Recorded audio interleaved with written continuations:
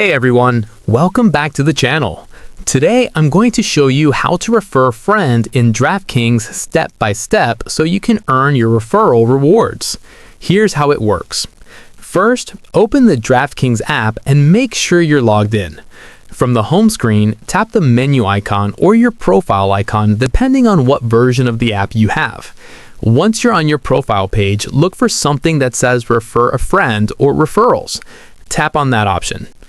On the referral screen, you will see your unique referral link or code.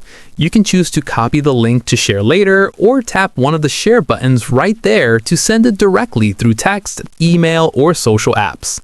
Send that link to your friends and tell them to sign up with it.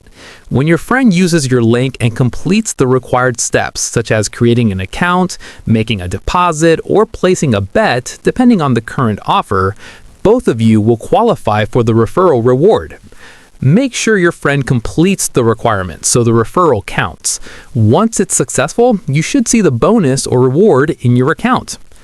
And that's it. Referring a friend in DraftKings is just a few taps once you find your referral link. If this video helped, like the video, subscribe to the channel, and comment below with what you want to learn next.